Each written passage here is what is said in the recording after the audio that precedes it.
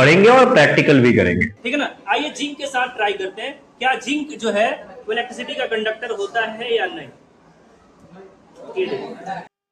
Hello students, आज का जो टॉपिक है, आज से जो चैप्टर स्टार्ट होने वाला है, ये चैप्टर आपके लिए काफी इंपॉर्टेंट है बोर्ड के नजरिए से भी। कुछ फिजिकल बातें हैं जो हम आज के इस चैप्टर में करने वाले हैं। तो सबसे पहले मेटल्स एंड नॉन मेटल्स जो चैप्टर है, इसकी फिजिकल प्रॉपर्टीज को जानेंगे हम एक एक करके, प्रैक्टिकल के साथ पढ़ेंगे और प्रैक्टिकल भी करेंगे। जी हाँ, तो आइए फिजिकल प्रॉपर्टीज ऑफ मेटल्स की बात करते हैं। पहला टॉपिक है हमारा फिजिकल प्रॉपर्टीज ऑफ मेटल। तो मेटल्स आर मेटल्स, अभी मेटल्स की बात कर रहे हैं, नॉन मेटल्स की बातें हम बाद में करेंगे, ठीक है। Metals are malleable. मेलिएबल, ये मेलिएबल वर्ड क्या है, मेलिएबल का मतलब क्या होता है, तो आइए देखते हैं, जानते हैं मेलिएबल क्या होता है।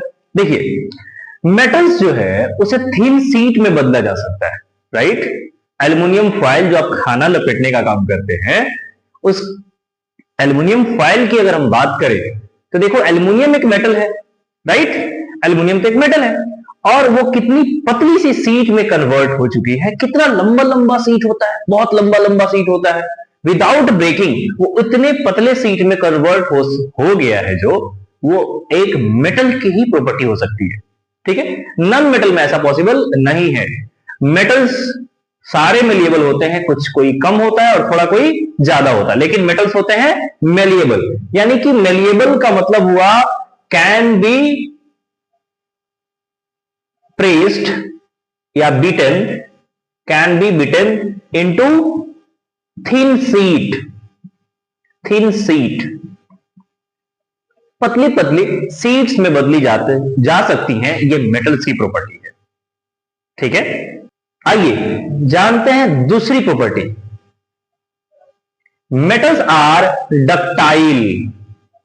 डक्टाइल, ये डक्टाइल का मतलब क्या है भाई, जिस तरह मेलिएबल था, मेटल्स को थिन शीट में बदला जा सकता था, वैसे ही डक्टाइल मेटल्स की ये प्रॉपर्टी, जिस प्रॉपर्टी में मेटल्स जो है बहुत पतली पतली वायर में कन्वर्ट किया जा सकता है।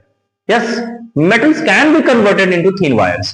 कॉपर वायर ले लिया जाए, हमारे घरों में जो वायर लगा होता है उसकी कवर को हटाया जाए तो उसके अंदर बहुत सारे बाल जितनी बारीक बारीक वायर भी आपस में लिपटे हुए होते हैं, राइट, देखा होगा आपने। तो मेटल्स की ही प्रॉपर्टी होती है कि वो डक्टाइल होता है, कैन बी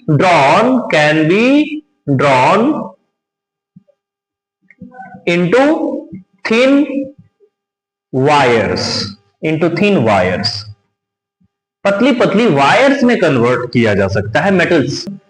एग्जाम्पल के तौर पे मैंने भी बताया कॉपर वायर, कॉपर वायर को पतली पतली वायर में कन्वर्ट किया जा सकता है, राइट, ठीक है। कितनी पतली पतली वायर में और कितनी लंबी लंबी वायर होती है। तो मेटल्स डक्टाइल होते हैं, डक्टिलिटी प्रॉपर्टी है ये, ठीक है। तो ऐसे अगर आप बात करें गोल्ड की, सिल्वर की, देखिए गोल्ड और सिल्वर ज्वेलरीज बनाई जाती हैं, कितनी पतली पतली वायर्स में कन्वर्ट किया जाता है, पतले पतले शीट्स में कन्वर्ट किया जाते हैं। यानी कि मेटल्स मेलिएबल भी होते हैं और डक्टाइल भी होते हैं। समझ में आ रही बात ना, कोई दिक्कत? कोई भी दिक्कत हो आप कमेंट में पूछ सकते हैं, मैं आपको जरूर इसका रिप्लाई करूंगा, सबका रिप्लाई करूंगा। तो आइए जानते हैं थर्ड प्रॉपर्टी, कंडक्टर।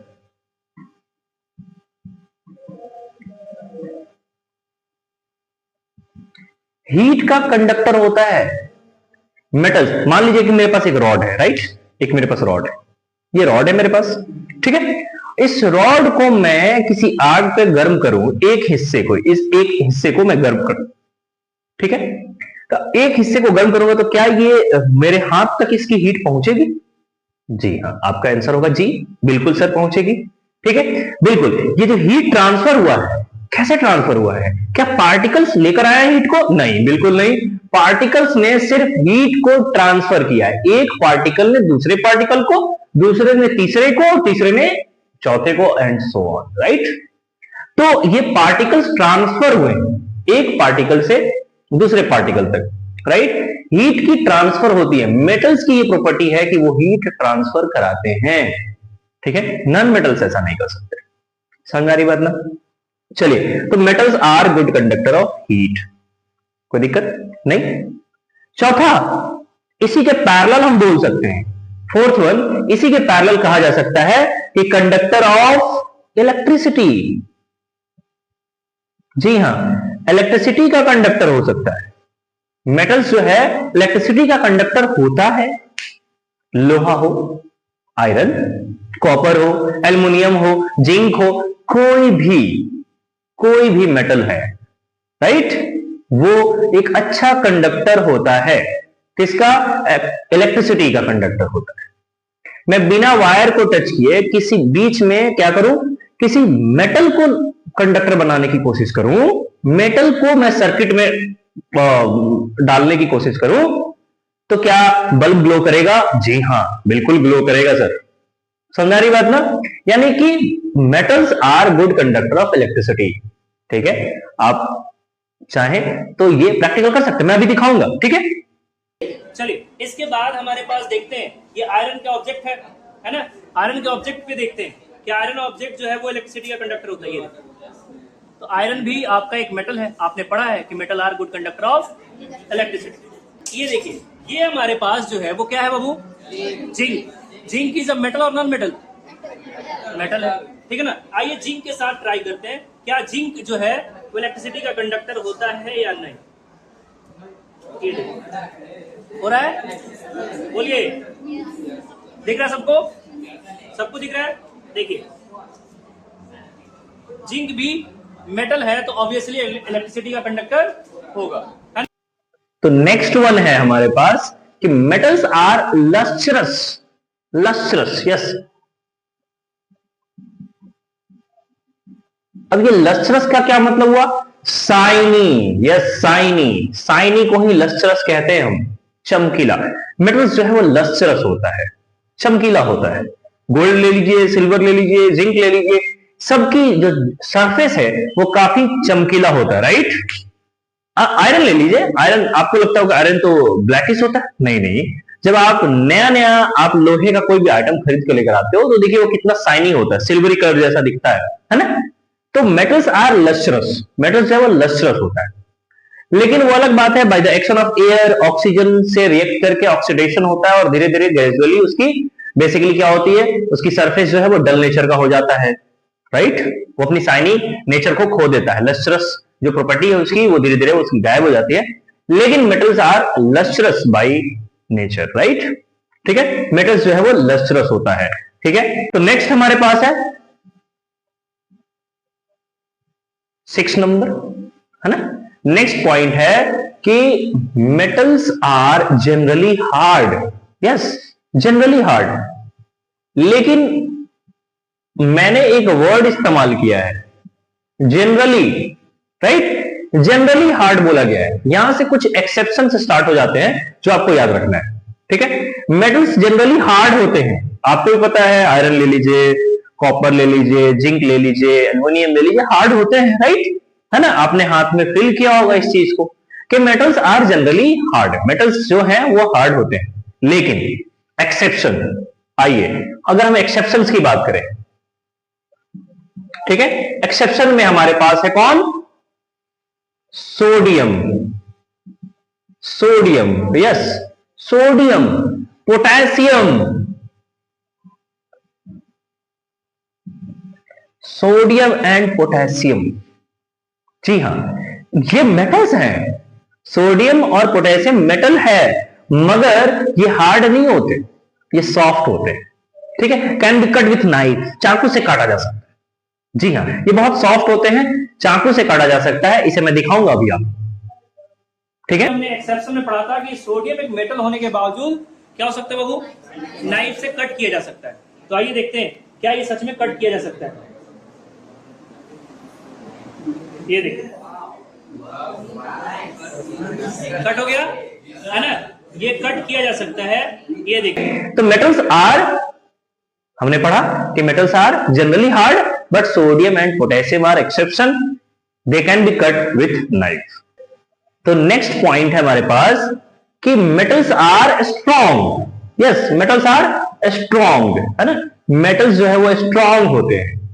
लेकिन क्योंकि आपने पढ़ा कि मेटल्स आर जनरली हार्ड, अगर वो हार्ड है तो स्ट्रांग होंगे, ठीक है ना। लेकिन अगेन अगर ये दोनों हार्ड नहीं थे, sodium and potassium are soft metals, right, sodium and potassium soft metal थे, तो स्ट्रांग भी तो नहीं होंगे ना, ठीक है, स्ट्रांग नहीं होंगे, ठीक है। तो यानी कि एक्सेप्शन में again sodium and potassium, sodium फिर से आ जाएगा, पोटेशियम भी फिर से आ जाएगा, ठीक है, पोटेशियम भी फिर से आ जाएगा, ठीक है ना। Metals are strong but sodium and potassium are not strong, ठीक है। नेक्स्ट पॉइंट पे आते हैं, जानते हैं मेटल्स स्ट्रॉन्ग होते हैं, हार्ड होते हैं, तो जनरली सॉलिड भी होंगे, है ना, जनरली वो क्या होंगे, सॉलिड होते हैं, मेटल्स आर जनरली सॉलिड, ठीक है ना, मेटल सॉलिड होते हैं। ऑब्वियसली मैं जिस भी मेटल का आपको ख्याल आता होगा वो सब सॉलिड दिखाई देते होंगे, right, metals are generally solid, but again exception की बात करते हैं, ठीक है। आपने एक मेटल देखा होगा थर्मोमीटर में इस्तेमाल किया जाता है, जल्दी से फटाफट कमेंट में बताइए, तो बताइए, दिखाइए क्या है वो थर्मोमीटर में इस्तेमाल किया जाने वाला, क्या है, कौन सा मेटल है, समझ में आ रही बात ना। तो चलिए, मेटल्स आर जनरली सॉलिड, लेकिन एक्सेप्शन है, एक मेटल है, जी हाँ वो मेटल है, मगर वो सॉलिड नहीं है, ठीक है, वो जनरली रूम टेम्परेचर पर लिक्विड होता है। आपको भी समझ में आ गया होगा वो मैं किसकी बात कर रहा हूं, मैं बात कर रहा हूं मरकरी का, जी हाँ, मरकरी जो है वो लिक्विड स्टेट में पाया जाता है, लिक्विड में, ठीक है ना, मरकरी जो है वो लिक्विड स्टेट में पाया जाता है एट रूम टेम्परेचर। तो metals are generally solid, but जो मरकरी है वो लिक्विड स्टेट में पाया जाता है, ठीक है। आइए नेक्स्ट बात की पॉइंट की बात करते हैं। नेक्स्ट पॉइंट, सॉलिड है, स्ट्रॉन्ग है, जनरली हार्ड है, तो डेंसिटी कैसी होगी, ऑब्वियसली मेटल्स की डेंसिटी जो होगी वो हाई होगी, हाई होगी।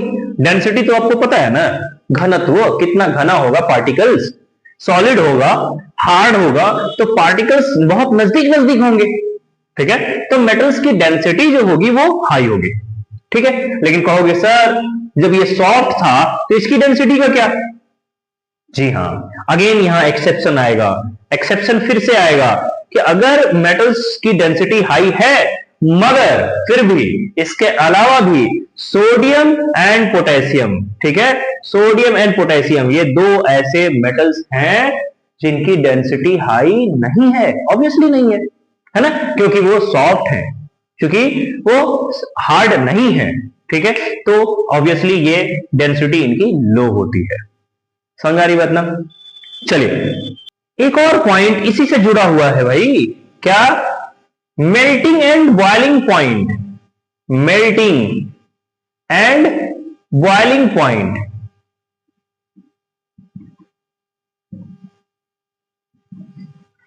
क्या लगता है आपको, मेल्टिंग और बॉइलिंग पॉइंट कैसी होनी चाहिए मेटल्स की, जनरली हार्ड होते हैं, डेंसिटी भी हाई होती है, सॉलिड होते हैं, तो फिर डेंसिटी कैसी होगी, ऑब्वियसली डेंसिटी, मेल्टिंग पॉइंट और बॉइलिंग पॉइंट कैसी होगी, मेल्टिंग और बॉइलिंग पॉइंट काफी हाई होती है, ठीक है ना, हाई, काफी हाई होती है, मेल्टिंग और बॉइलिंग पॉइंट मेटल्स की काफी हाई होती है। मुझे लोहे को पिघलाना है, मुझे कॉपर को पिघलाना है, मुझे एल्युमिनियम को पिघलाना है या बॉयल कराना है, आपको क्या लगता है वो थोड़े से टेम्परेचर पे हो जाएंगे, नहीं, बिल्कुल नहीं। Metals have very high melting point and very high boiling point two, ठीक है, उनकी बॉइलिंग पॉइंट और मेल्टिंग पॉइंट काफी हाई होती है। लेकिन एक्सेप्शंस में अगर आपसे पूछा जाए, आपको पता है कि एक्सेप्शंस कौन होने वाला है, ठीक है, कौन सा मेटल जो है जिसकी बॉइलिंग पॉइंट या मेल्टिंग पॉइंट हाई नहीं होगी, ऑब्वियसली वो मेटल जो जनरली हार्ड नहीं था, सॉफ्ट था, वो मेटल जो स्ट्रॉन्ग नहीं था, ठीक है, वो मेटल जिनकी डेंसिटी हाई नहीं थी, तो ऑब्वियसली उसकी मेल्टिंग पॉइंट और बॉइलिंग पॉइंट हाई कहां से होगी। तो एक्सेप्शन में अगेन कौन आ जाएगा, एक्सेप्शन में फिर से सोडियम और पोटेशियम, दो ऐसे मेटल्स हैं जिनकी बॉइलिंग पॉइंट और मेल्टिंग पॉइंट हाई नहीं होती है। उम्मीद है समझ में आ रहा हो। नेक्स्ट पॉइंट है हमारे पास कि मेटल्स आर सनरस, सनरस, अब ये सनरस क्या भाई, है ना, नया नया वर्ड मिल रहा है, ठीक है। Metals have sonorous, it will produce ringing sound, ringing sound, जी हाँ, रिंगिंग साउंड प्रोड्यूस करेगा जब भी वो आपस में टकराएंगे। मेटल्स टकराते हैं तो एक रिंगिंग साउंड प्रोड्यूस होता है। जैसे मान लीजिए कि मेरे पास दो लकड़ी है, वुड, मैं आपस में लड़ाऊं तो एक आवाज आएगी, ठीक है, मगर दो बर्तन जो है मेटल्स, दो बर्तन जब आपस में टकराएंगे तो कैसा आवाज आएगा, टन, तो एक लंबा सा जो खींचा हुआ आवाज आएगा ना, वो क्या है, वही तो रिंगिंग साउंड है, ठीक है। तो metals will produce ringing sound, ठीक है, रिंगिंग साउंड को प्रोड्यूस करेगा। बेल बजाते हैं, ऐसे टन मारते हैं तो टन खत्म हो जाता है, नहीं, टन एक लंबा सा आवाज आता है ना, उसी को हम कहते हैं sonority. Metals have sonority property, right. Next हमारे पास है कि यूजुअली जो मेटल्स होते हैं, ठीक है, हैव ओनली टू कलर। मेटल्स के दो ही कलर पॉसिबल है ज्यादातर, ठीक है, ज्यादातर दो ही कलर होते हैं, ग्रे एंड सिल्वर, ठीक है। Metals are of generally grey और सिल्वर कलर, बट एक्सेप्शन है, ऑब्वियसली एक्सेप्शंस तो हैं, ठीक है। आप कहेंगे कि सर ऐसा थोड़ी है, गोल्ड, गोल्ड का कलर तो अलग होता है, जी हाँ, गोल्ड एंड प्लेटिनम, है ना, प्लेटिनम जो होता है, ये गोल्ड एंड प्लेटिनम जो है वो ऑब्वियसली ग्रे और सिल्वर कलर का नहीं होता है, ठीक है। तो metals are usually of grey and silver colour, exceptions में है गोल्ड एंड प्लेटिनम। उम्मीद है आपको मेटल्स की सारी फिजिकल प्रॉपर्टी समझ में आ गई होगी, ठीक है। हमने इसे कहीं ना कहीं प्रैक्टिकल्स के साथ देखा है। अब आप नेक्स्ट जो क्लास होगा उसे हम physical properties of non metal के तौर पे पढ़ेंगे, ठीक है। उम्मीद है आपको वीडियो अच्छा लगा होगा। अगर अच्छा लगा तो सब्सक्राइब करते हुए जाइए, प्लीज सब्सक्राइब करते हुए जाइए और दूसरों तक इसे शेयर कीजिए, ठीक है, ताकि मेरी हौसला अफजाई हो सके। उसके बाद हमें ऑर्गेनिक केमिस्ट्री भी पढ़ना है, non metals, chemical properties of metals and non metals भी पढ़ना है, ठीक है। तो प्लीज इसे आप ज्यादा से ज्यादा शेयर करें ताकि लोगों तक पहुंच सके और मेरी हौसला अफजाई हो सके और मैं आपको फ्री नोट्स भी प्रोवाइड कर सकूं। नीचे डिस्क्रिप्शन में फ्री नोट्स गिवन होगा, आप डाउनलोड कर सकते हैं। Thank you.